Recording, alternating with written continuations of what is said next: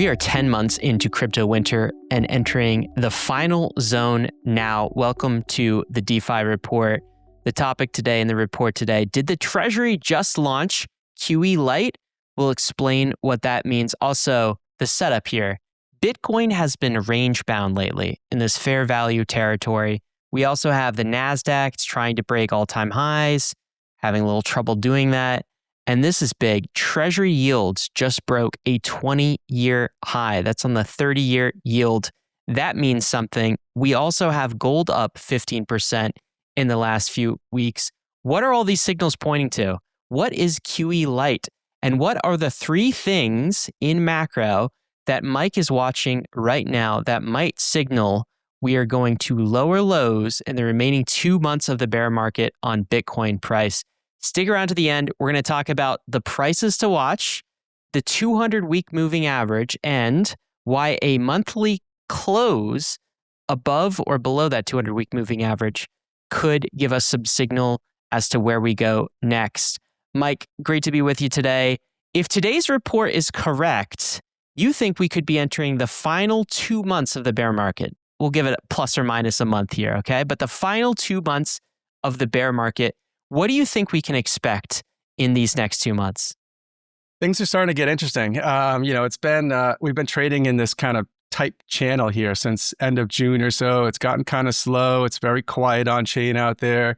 And people can probably see that my attention is starting to turn a little bit more towards the macro side of things to try to forecast how this bear market might end. And yeah, it's, there's kind of pockets of speculation, I would say, really contained within the crypto markets. We're seeing a little bit of speculation on Robinhood chain, within the pump ecosystem, within FOMO. So some kind of interesting signals there. When I look at Bitcoin, we see really kind of not a lot going on with Bitcoin and some of the majors. And yeah, the attention's really turning to macro. There's some interesting developments happening in FX right now, which we'll get to today. You mentioned gold there in the intro. Gold is up 15%, might be a little bit of a signal for what's to come here with Bitcoin. So we're getting close. It's feeling like we're getting close. We're kind of getting to that point where there's going to be a move in one direction or the other, and it could be the signal, as to how this bear market's going to end. So excited to get into it this week.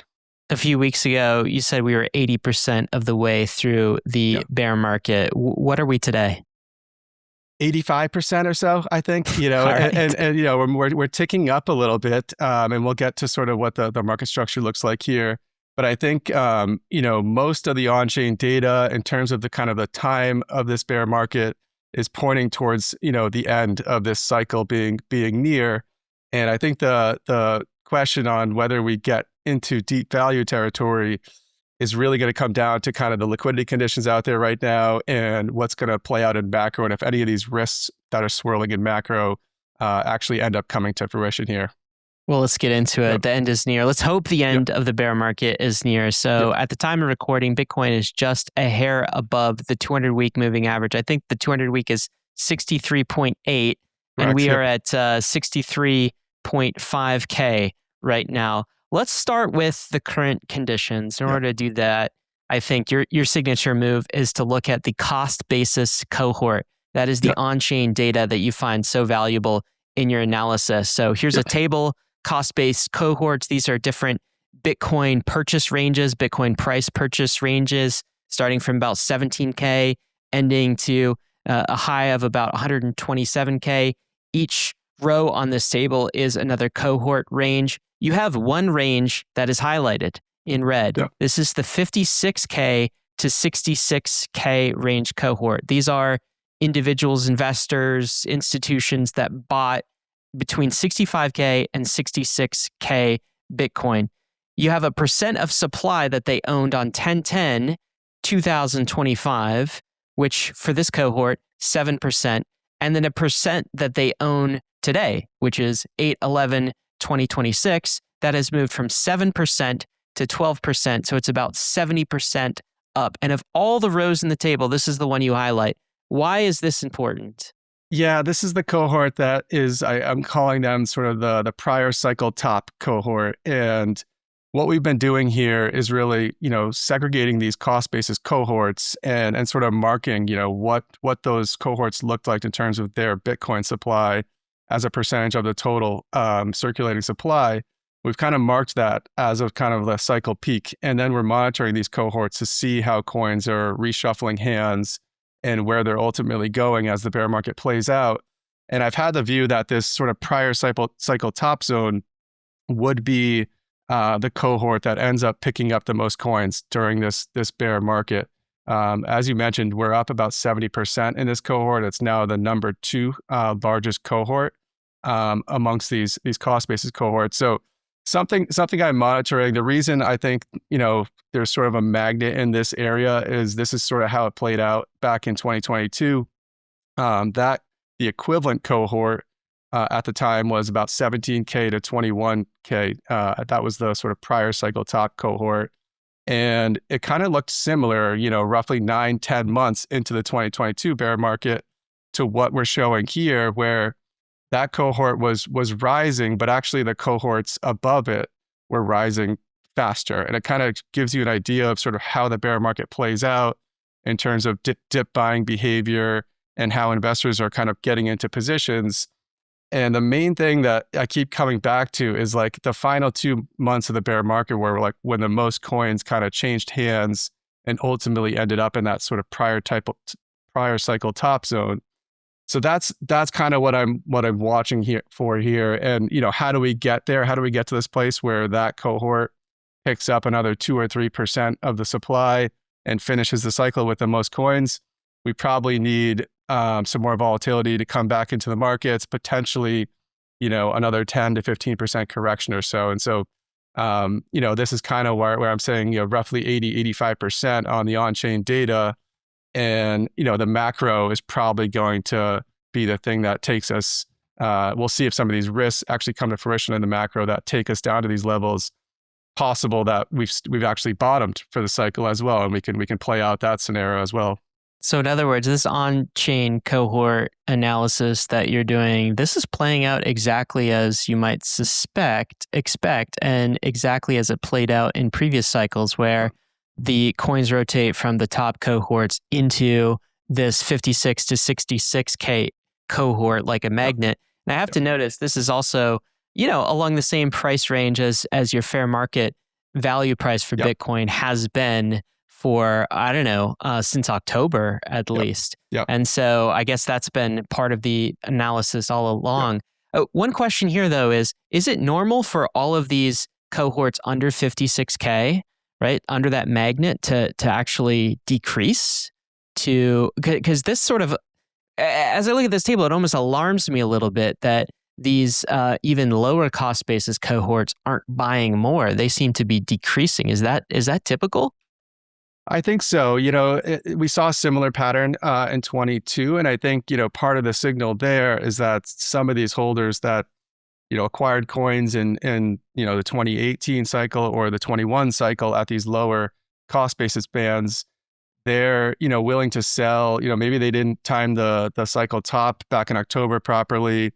And they're the ones, kind of selling to some of these dip buyers who are picking up the coins, as the cycle goes. So you can have like these lower cohorts, 34 to 40K, 40 to 47K, sell some of their coins to investors that are buying in the 66 to 78K range or the 78 to 92K range. So I think there's been some of that. Well, and I guess, Mike, they might be some of those same investors. So maybe if they're really timing this well, they know about the cycles, they follow your work, they're selling a little bit higher, and then they're trying to buy back at this 56 to 66K range. Right.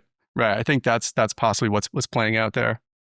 Okay, so you said this section ends like this. For reference, Bitcoin spent 105 days trading in the prior cycle top zone in 2028, and 98% of those trading days were spent in this zone over the final 2 months of the bear market. According to your timeline, we are in the final 2 months of the bear market. So far in 2026, in this cycle, Bitcoin has only spent 66 days in the prior cycle top zone, which implies if we're going to match the 105 days, we got a month or so to spend in this 56 to 66K range.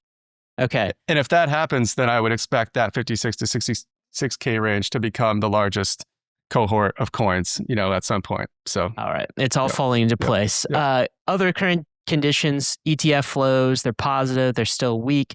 This yep. was crazy to me. Spot and perps volumes continue to weaken, and they're at their lowest level since late 2019. And I know you've Yeah. mentioned volumes as a key indicator for you and kind of marking the low. You'd expect to see high volumes at kind of the final capitulation. Yeah. Minor selling accelerating. Of course, we got strategy in play. They seem to be continuing their unwind. The odds of clarity passing in this year are down to 22%. Any other factors that you want to highlight in these current conditions? I think that's kind of mostly, what I'm looking at here. The spot and perps volumes being so low is just an indication of, kind of we're in this time-based capitulation zone of the cycle here. One thing that is starting to stand out a little bit to me, we've talked on a few recent episodes about the miners. There has been some accelerated selling coming from the miner cohort. So that's something I'm watching for, potentially related to some of these deals that are happening with AI companies where the miners are sort of exit portions of their business, selling some of their energy capacity to AI companies. So that's something I'm definitely watching for. And then, odds of Clarity Act passing. This is sort of a toss-up right now. It doesn't feel great currently, just because Congress just went on recess without getting anything done. I think the main date that we're watching there is September 15th. That's when there's sort of a procedural cloture vote that's going to take place, and it needs 60 votes just to get to the point where they could try to push this through. It looks like we're going to need at least 7 Democrats. That's if all Republicans, support this bill, which I think there could be 1 or 2 Republicans that are now potentially opposed to it. So maybe you need a few more Democrats. So something to watch for. Like if we start to get like the macro starts to not get so good, and then you have, bad news with clarity, I could see this potentially leading us into, a deep value territory potentially here. The other thing is, social interest is very, very low across crypto right now. It's kind of interesting because there have been some pockets of speculation, animal spirits, we'll call it, that are happening within the Robinhood chain ecosystem. We've seen an uptick in activity within kind of the creator social trading space, which we have a pretty big thesis for this cycle.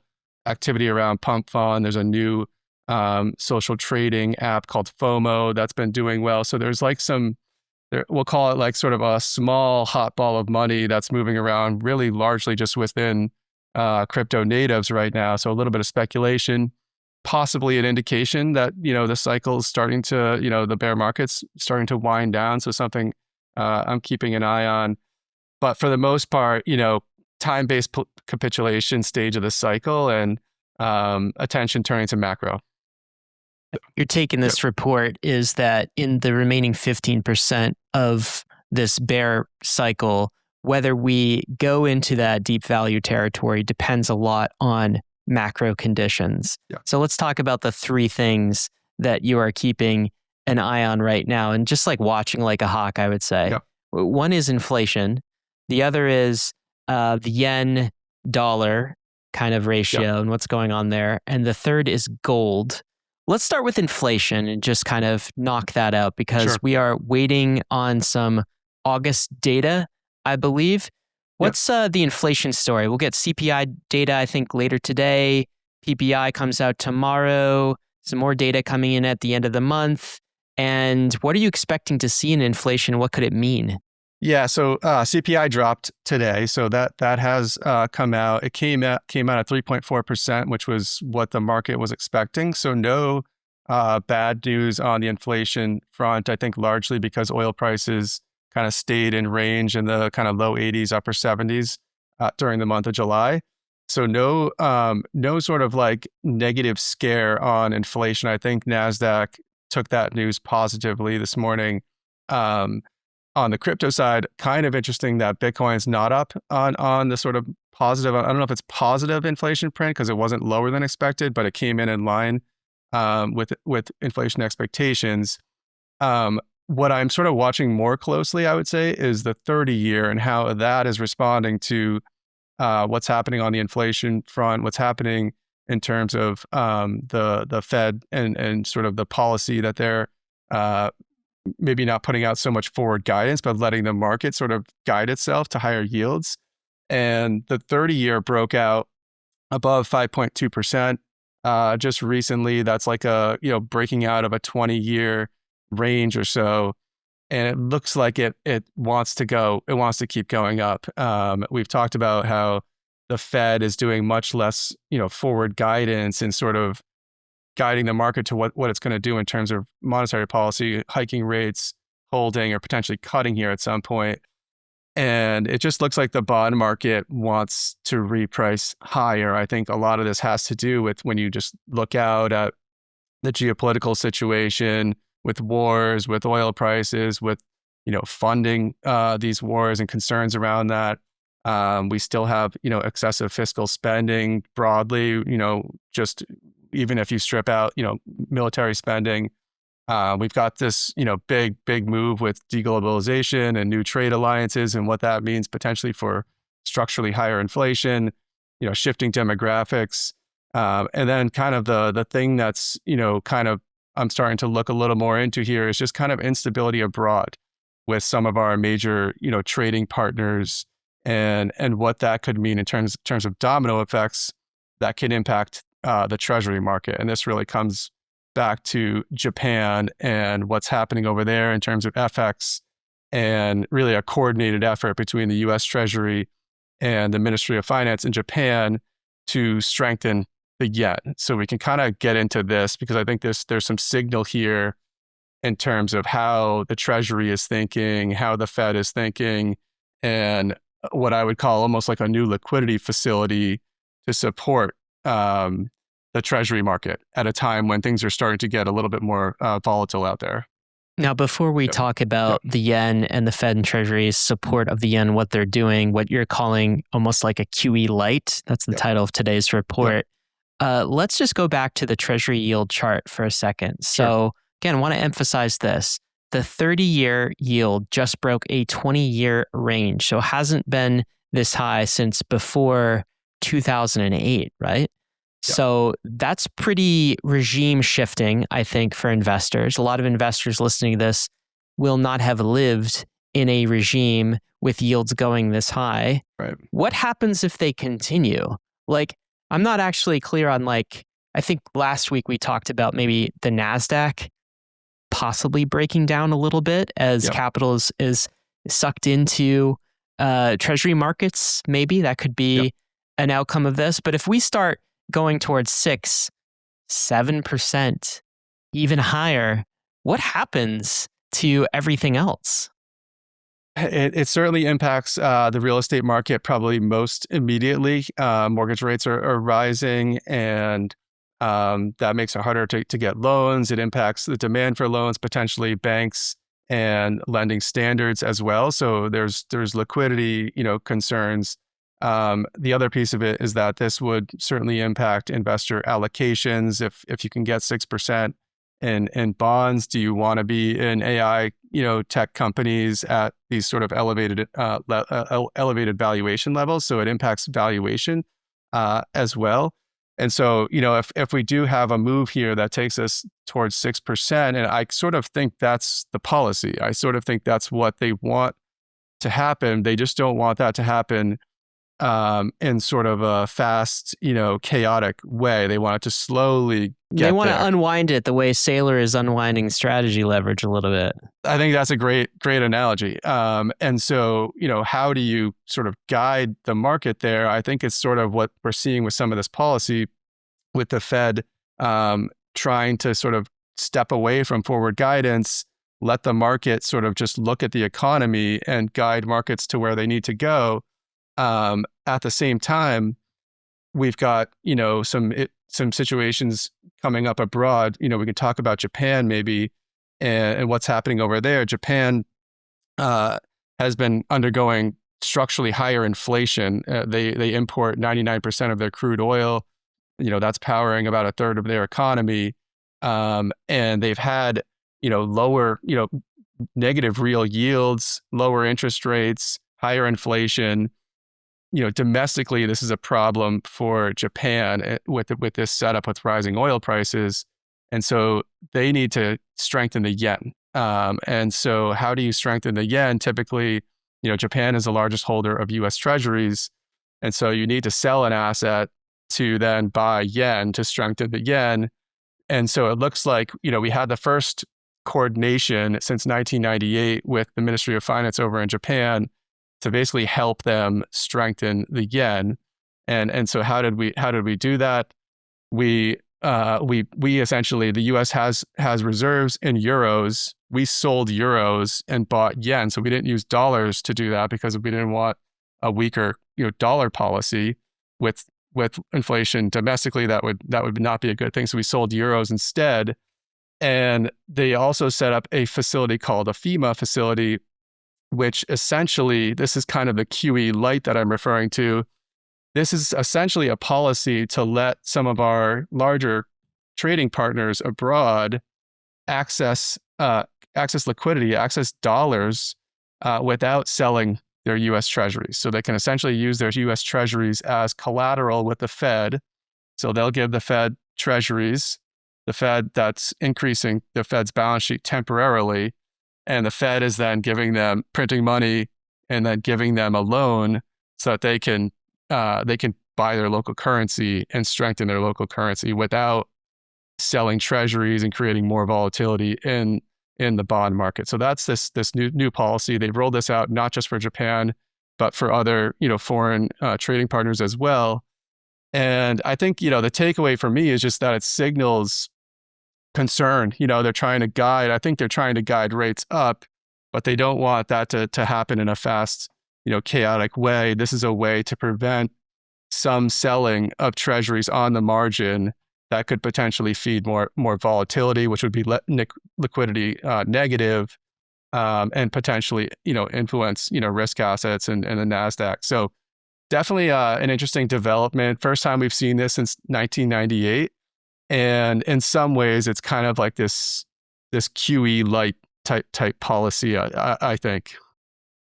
1998 was the Asian financial crisis. So that's why there was intervention 40 years ago. It's almost surprising we haven't heard more about this. At least I haven't, because it does seem pretty big. You actually compared this FEMA repo, that's FIMA, to the BTFP program that was rolled out for US banks during the Silicon Valley Bank run fiasco to prevent them from selling US Treasuries at the time. And it was a temporary measure in order to prevent some sort of catastrophic unwind and to slowly let the air out of the tire, which is sort of what you think, right?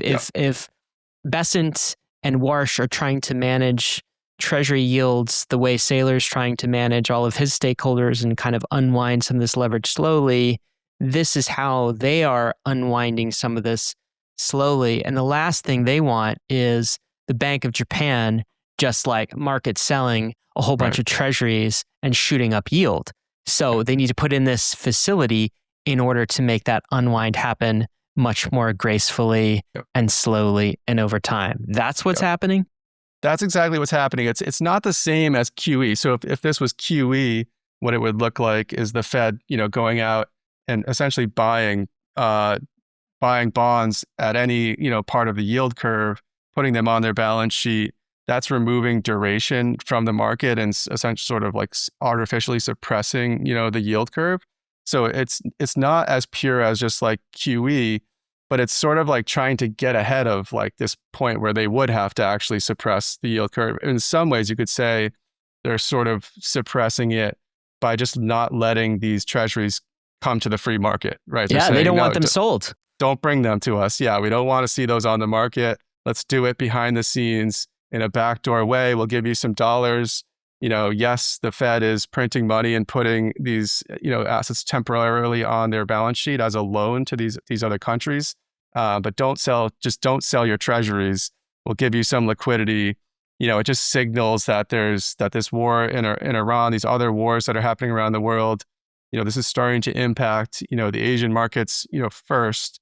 There's a chance that this can also impact Europe, which is another area where they import a lot of their energy. So there's other potential concerns, and it's kind of like this, I don't want to. It's a daisy chain. It's all connected. So here's the thing: like, people think of the U.S. Oh, the U.S. is a net exporter of oil, has a ton of natural resources. Iran doesn't affect them. Oh, okay, it doesn't, but it does affect Japan, who imports 98% of their oil. And Right. Japan, it turns out, holds more treasuries than any other country in the world, and they have about almost 4% of all treasuries, and that does affect the U.S. So it's all very interconnected, isn't it? All connected. It's all connected, and it's very interesting. There's a little bit of a game of like whack-a-mole, that the Trump administration has to play here to kind of keep things orderly and sort of let the yield curve kind of reprice in a more orderly fashion. So, definitely something we're keeping an eye on. There is this relationship between the yen and the Nasdaq. It's kind of like an inverse relationship. What are you seeing in this chart? Yeah, so this is yen dollar versus the Nasdaq. Nasdaq is blue, yen dollar is red, and the relationship tends to work where if yen dollar weakens, typically Nasdaq strengthens. That's kind of the inverse relationship here, and that is partly due to carry trades. So when the yen weakens, people want to borrow in yen and then take that capital and put it somewhere else where they can get a higher yield. Where are they putting that? Oftentimes into the Nasdaq, into the AI trade. And so when yen weakens, that can be good for the Nasdaq AI trade. And that's historically what we've been seeing. What's kind of interesting is because of this coordination, you can see on that chart, the red line is coming up pretty significantly on the far right side of the chart. That's the intervention that just played out, the coordinated intervention between the U.S. Treasury and the Ministry of Finance. So they strengthened the yen, but actually the Nasdaq rallied during that period, which is kind of interesting. It's kind of the Nasdaq rallying out of a 10% or so sell-off. So the thing I'm trying to figure out is that sort of an idiosyncratic thing? It's kind of a V-shaped bounce out of a sharp sell-off. Is it related to just sort of corporate earnings and margins and productivity in the AI trade? Is it a durable thing, or is this inverse correlation going to like snap back potentially, and either the yen stays strong and Nasdaq sells off, or Nasdaq stays strong and we see the yen dollar actually weaken again, and sort of that trade just kind of keeps coming back. So something definitely to keep an eye on. One thing I'll mention too is part of the reason this inverse correlation was even stronger back in 2023 is the spread between the sort of 10-year in Japan and the 10-year in the US was about 3.4%. So that's a really healthy spread to feed that carry trade. We did have like an unwind of that carry trade sort of in, I think it was August of 2023, and sort of a little bit of a reset there. But that spread has been dropping. It's down to about 1.9% now. So that makes, I think the carry trade is still pretty attractive, but just in terms of how attractive it is coming down a little bit as yields in Japan rise. We talked about inflation. We talked about the yen and the dollar and the QE Lite sort of relationship that's happening. The third thing you're watching in macro is gold. So gold has been up roughly 15% since all of this and the yen intervention.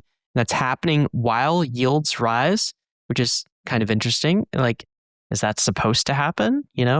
Treasuries are supposed to be the safe asset, but why is gold going up 15%? What do you think that means? What is gold telling us right now?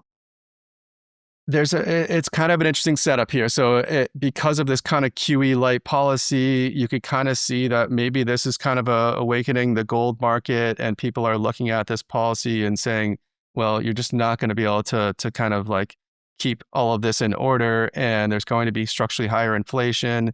And so, gold sees a move here off the lows. It did trade down, I think, around to 3,800 or so. So it's had a pretty good cooling off period since that big rally last year. And that's one take on this. The other take is that China has actually started to add liquidity back to the system over there. And we talked about this, I think, on the show last year when the gold trade was really ripping. Is this the debasement trade, or is this almost like Chinese liquidity and desire within, the Chinese kind of investment community to hold gold? They previously used real estate as kind of like the sort of speculative asset where a lot of like excess liquidity flows. It seems like that's really now moved to gold. And so I think there's probably a little bit of both playing out here, where people are starting to sniff out this kind of QE light policy and what that potentially means going forward.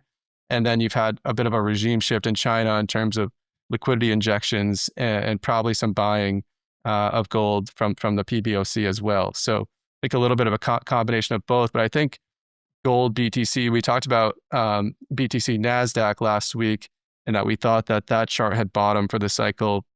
Kind of had the same view here on BTC gold. You can see we got to a pretty we dropped about 68.7% from the peak last cycle, and that's very kind of consistent with the decline in 2022 relative to the 2018 decline. It's like kind of like a 90% drop each bear market, which was actually the same as Nasdaq as well, which is really interesting.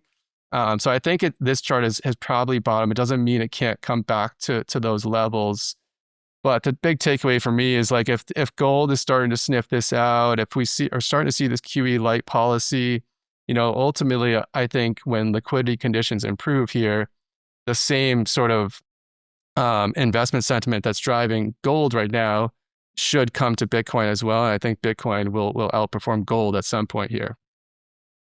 Yeah, so I guess that would mean gold is maybe front running some of the future price appreciation of Bitcoin if we have bottomed on this ratio. So let's start to close this out. You still think we are in this time-based capitulation, I guess moment for the next 2 months at least. And I guess if we're dealing with time-based capitulation, an investor does not want to be a casualty of that type of capitulation. The boring but accurate message to them is the thing we've been saying at the end of these episodes for the last number of weeks, which is be patient. You can't be time-based capitulated casualty if you are time-based patient. And that is the name of the game right now. Yeah. I want you to maybe give a scenario here that you give at the end of this, which is like how we might actually see that deep value territory for Bitcoin. I'm wondering if this is your best guess on how this plays out. So let's say we get rising yields, bond market volatility that corresponds with that. Let's say we do see a Fed hike, maybe in September. That's a 50% odds right now. Maybe later in the year, maybe there's two, and we see tighter liquidity. You think that leads to a risk-off moment for Nasdaq, for all risk-on assets, that could cascade in the final price capitulation for Bitcoin and get us to that deep value territory of 55K and below. Is that how it happens?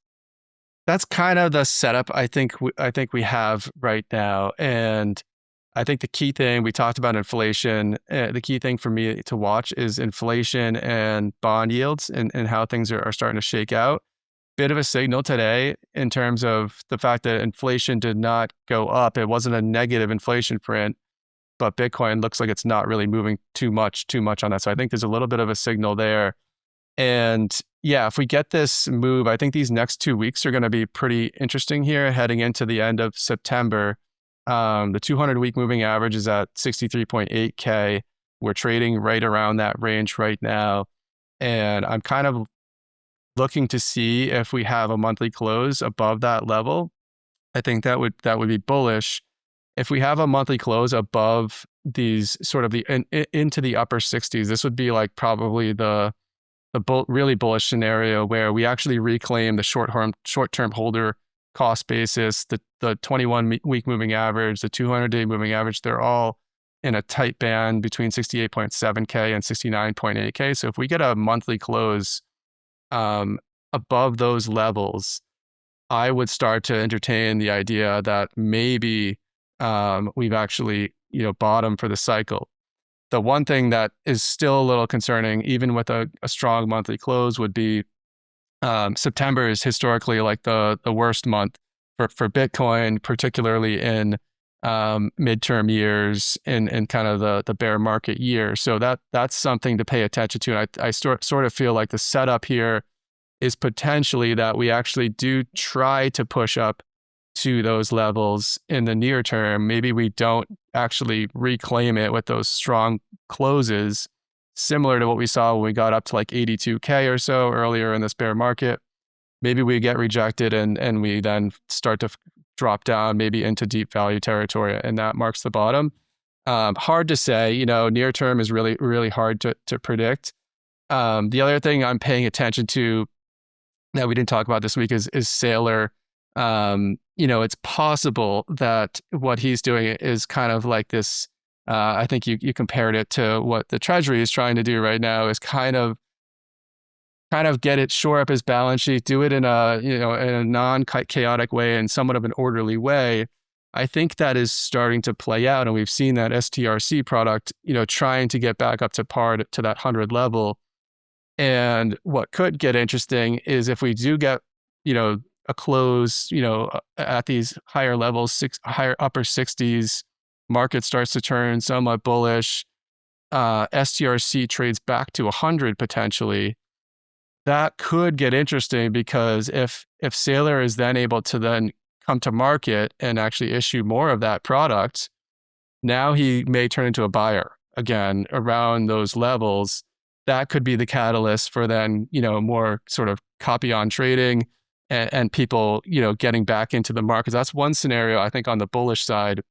I think the bearish side is that we kind of remain weak here, or maybe we try to get up there to those levels, get rejected, and then, we're probably going to find the low sometime, over the next few months. But September tends to be kind of weak. We do have these kind of swirling macro risks out there. And so I think, those sort of risks support a stance of just still being patient, even, 10 months, into the bear market. I would love to flip, 100% bullish, but I'm still kind of keeping some cash on the sidelines, and kind of waiting to see how these scenarios might play out here. Cash on the sidelines, 20 to 25% is what the TDR holds. Speaking of TDR holdings, I know a lot of TDR Pro members are asking a question. Is it too late to get into pump? I don't know if you want to answer that on today's episode, but I will say that's been in the watch list for a while. It's been in the portfolio for a while.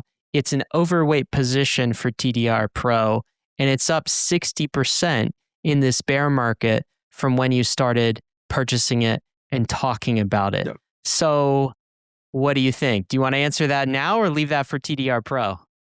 We can answer that now. So, I think this is kind of interesting. This is an example we've been talking about. Like, I consider a successful sort of bear market entry is when you're able to get into a solid position, high conviction position in a bear market, and you do that in a way where you kind of buy into it, even when crypto natives, because in bear markets, it's only the crypto natives. It's only the ones that are really focused on crypto full time that are here. So we have a smaller sort of investor cohort in the market right now. And if you're able to get in a position before that crowd sees something, then you're in a really great spot where you can be up 100, 200% potentially before the narrative hits even within, the crypto native ecosystem. And I think that's kind of what we got right on pump. I didn't get my entries perfect, but it's up here. And I think a lot of people maybe didn't allocate or thought they had some more time, and now people are wondering if they should chase it. I think my